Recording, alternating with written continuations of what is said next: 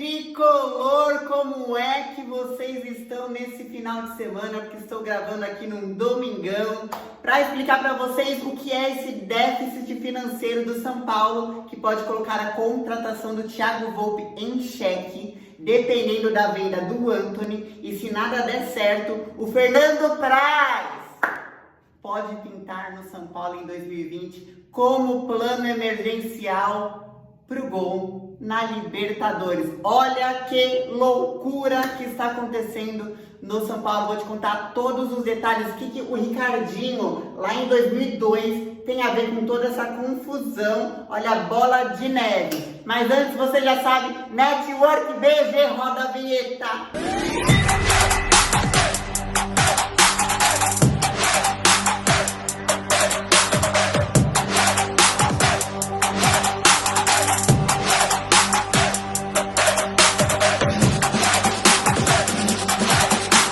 Galera, seguinte, a Network BG tá com uma promoção especial de fim de ano de R$35 por 16. Você tem mais de 400 canais livres, incluindo todos os jogos do São Paulo, e exclusivo para você que tem TV Box e smartphone Android, porque tem uma tecnologia nova com sistema anti-travas. Então é para você testar essa tecnologia. Eu já ganhei uma TV Box, tá aqui do meu lado, vou fazer um vídeo só explicando e mostrando para vocês, e é fato. Não trava. Ó, 400 canais por R$16, mas você tem que assinar até o dia 31 de dezembro, quando encerra a promoção. Agora bora falar das notícias do São Paulo. Quem diria que o Fernando Praz seria um nome que ia pintar nessa janela no lugar do Thiago Volpi? Lembrando que o Fernando Praz, que lá em 2018 a gente já quis trazer, agora que está sem contrato, enxerga com bons olhos essa possibilidade, só que ele falou o seguinte: só vou se for para ser titular. Então é o seguinte, se vender o Antony, São Paulo vai ficar com o Thiago Volpi. Se não vender o Antony, vai atrás do Fernando Praz, o Volpi pode melar e não ficar, e daí o Praz vem para ser titular. Como que isso aconteceu? Até semana passada, dando um vídeo aqui explicando para você que o Thiago Volpi ficaria. O presidente do Querétaro tinha dado entrevista lá na ESPN e falou: olha, o São Paulo entrou em contato com a gente no mês passado, falou que ia fazer uso da cláusula sim, vai parcelar o Thiago Volpi, tem que dar uma entrada de $2,5 milhões e o restante, porque o total são 5 milhões, né? E o restante vai parcelar e nos próximos anos começa a pagar a segunda parcela só em julho do ano que vem. Parece que Casas Bahia tá facilitado. Só que não. O planejamento do São Paulo nesse ano saiu contratando todo mundo, tinha 50 milhões para gastar na janela, gastou mais de 80, aí começou a se endividar com um salário alto de jogador, se endividar mais ainda a partir de janeiro, porque vai aumentar o salário do Pato, vai aumentar o salário do Juanfran, vai aumentar o salário do Daniel Alves, e vai fechar o ano de 2019 em déficit financeiro não de 77 milhões, como a gente viu até agosto desse ano, que foi a última vez que o balanço tinha saído na mídia, mas em 180 milhões de reais se não vender o Antony. Por isso que tinha uma proposta aí pelo Antony, que ficou ali na casa dos 80 milhões, e o São Paulo falou: não, só vendo por 90. Porque precisa de 90 para não fechar tão grande o déficit de São Paulo. Aí, eu tava em live na sexta-feira contando essa notícia e me perguntaram ao vivo: pô, Laila, mas como que de 77 foi parar nesse valor e tal? Vamos começar pelos motivos de São Paulo. O primeiro motivo, vocês já conhecem de cor essa história, é a eliminação precoce da Libertadores e a eliminação precoce da Copa do Brasil. Aí você fala: pô, mas como que uma eliminação precoce faz essa bola de neve crescer tanto? Vamos lá.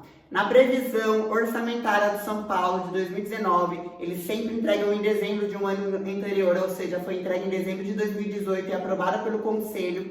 O São Paulo dizia nessa previsão que ia chegar nas quartas de finais da Libertadores e da Copa do Brasil. Então são dois fatos aqui. É o dinheiro que o São Paulo deixa de ganhar pela eliminação precocemente de ambas as competições, porque era para chegar nas quartas, então você já conta com o público do estádio, você conta com a própria premiação do campeonato, você conta com várias receitas que vão ser geradas, e ainda tem o dinheiro que o São Paulo teve que gastar pela eliminação precoce e pegou o empréstimo em torno de 30 milhões com vários bancos.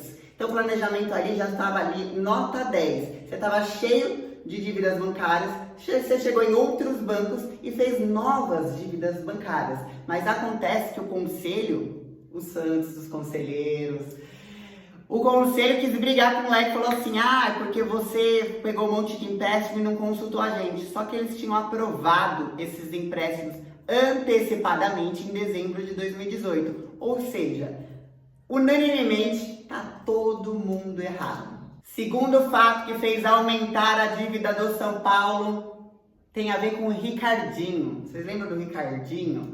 2002, veio do Corinthians, gloriosa passagem pelo São Paulo, #ironia. Saiu no São Paulo em 2004, São Paulo não pagou as empresas que ajudaram a trazer o jogador, e aí as empresas, são duas empresas, entraram na justiça contra o São Paulo num processo que na época tinha o valor de, pasmem, 5 milhões de reais. Só que de 2004 até outubro desse ano, quando de fato a bomba estourou, os 5 milhões se tornaram 25 milhões de reais. E daí o diretor jurídico do São Paulo, Serafim, sem comentários, teve longas reuniões e conseguiu, olha, vamos dar uma entrada de 650 mil e parcelar até 2023 esse valor. Tem aí parcelas de 650 mil e depois cai para algumas parcelas de 500 e poucos mil. E aí o São Paulo aumentou um pouquinho essa dívida também. Outro fator que vocês já devem saber são os salários altos do São Paulo, a grande receita, além da receita que deixou de entrar, a enorme receita que São Paulo contrata o Pato, traz o Daniel Alves, o Juan Fran, aí você começa a mandar um monte de jogador embora para tentar dar uma estabilizada. Mas teve gente que no decorrer do ano, mesmo não jogando, ficou aí, caso de Hudson, Jusilei e tantos outros, e o São Paulo tem uma imensa folha salarial só do futebol profissional. Imagine do clube, imagine das empresas terceirizadas, dos seguranças, enfim. Na quinta-feira passada, o São Paulo teve reunião no Conselho Deliberativo e aí mostraram lá porque o Leque tinha feito uma proposta orçamentária para 2020 e mostrado para o Conselho de Administração. O Conselho de Administração não aprovou, porque o Leque pedia mais 50 milhões para investir em jogadores.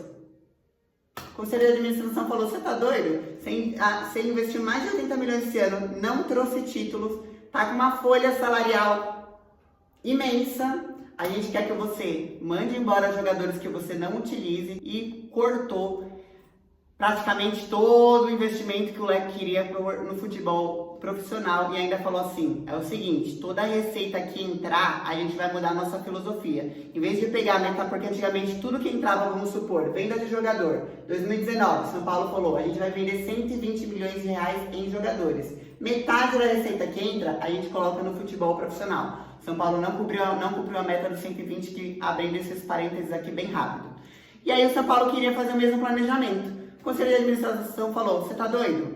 Não, não dá. Agora, toda a receita que entra vai direto para bater dívidas bancárias, porque senão em que nível que a gente vai chegar? Além disso, o Conselho de Administração formou uma fiscalização, uma comissão, agora terão conselheiros lá que ficarão responsáveis para ver se o planejamento orçamentário está realmente sendo cumprido, porque em 2019, obviamente, não foi cumprido. Então, São Paulo começou a janela de transferências em novembro, aquelas especulações pré-janela, pensando em Cavani, Pity Martinez e manter o Volpi. Agora o São Paulo já está caindo por baixo, o Volpi já é dúvida, eu não estou brincando, o Volpi já é dúvida. Significa o quê? A Laila tá falando que o Volpi não vai ficar. Significa que o Volpi pode até ficar no São Paulo. Pode ser que role alguma coisa, mas é bem mais difícil. E por isso, São Paulo consultou Fernando Praz, que não tem mais contrato com o Palmeiras, não renovou.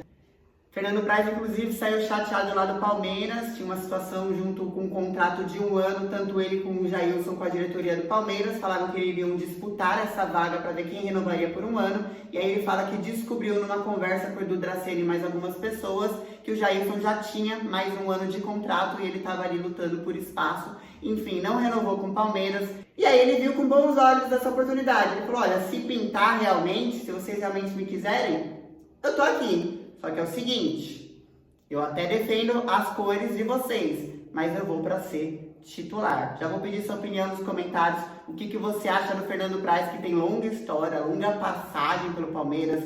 Tem título da Série B, tem Campeonato Brasileiro, 2 Campeonatos Brasileiros, tem Copa do Brasil, fez gol em final em cima do Santos, tem uma boa passagem, merecia inclusive ser mais respeitado nesse final aí de trajetória lá no Palmeiras. O que você acha dele pintando aí pro ano que vem aqui no São Paulo? Lembrando que Volpi, 5 milhões, São Paulo daria 2 milhões e meio, parcelaria o resto, tava estilo boleto da Casas Bahia. Mas se não vender o Antony, inclusive tem um vídeo aqui atrás, 2 ou 3 vídeos para trás, eu falei de uma matéria do Felipe, que a gente mostra quantos jogadores o São Paulo precisaria vender. Eram 11 jogadores, mais o Hernanes e o Pato, total de 13, para conseguir alcançar o valor do Antony no mercado.